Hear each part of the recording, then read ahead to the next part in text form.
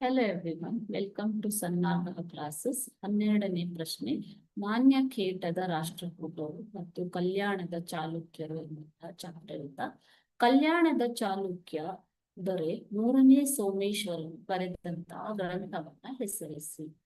ಕಲ್ಯಾಣದ ಚಾಲುಕ್ಯರ ಕಾಲದಲ್ಲಿ ಸಾಹಿತ್ಯಕ್ಕೆ ಅತ್ಯಂತ ಪ್ರೋತ್ಸಾಹ ದೊರೆಯುತ್ತೆ. ಈ ಕಾಲದಲ್ಲಿ ರನ್ನನು ಗದಾಯುದ್ಧವನ್ನ ಬರೆದದ್ದು. ಓಕೆನಾ?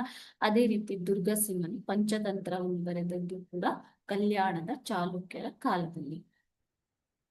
ಕಲ್ಯಾಣದ ಚಾಲುಕ್ಯರ ರಾಜನಾದ 3ನೇಯ ಸೋಮೇಶ್ವರನು ಮನೋಲ್ಲಾಸ ಎಂಬಂತಹ ಗ್ರಂಥವನ್ನ ಬರೆತಾನೆ. ಓಕೆ, ಸೊ ಚಾಲುಕ್ಯರ ವಿಶಿಷ್ಟವಾದ ಕೊಡುಗೆಯನ್ನ ವಚನ ಸಾಹಿತ್ಯದ ಬಸವಣ್ಣ, ಅಕ್ಕಮಹಾದೇವಿ, ಅಲ್ಲಮಪ್ಪ ಮುಂತಾದ ವಚನಕಾರರಿಂದ ಇದ್ದರು.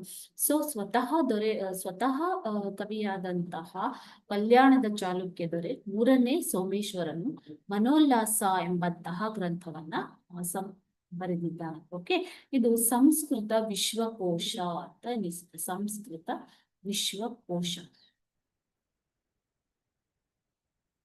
ಅಂತ ಅನಿಸಿಕೊಂಡಿದೆ. ಓಕೆ ನಮ್ಮ ಮಕ್ಕಳೇ, ಥ್ಯಾಂಕ್ ಯು.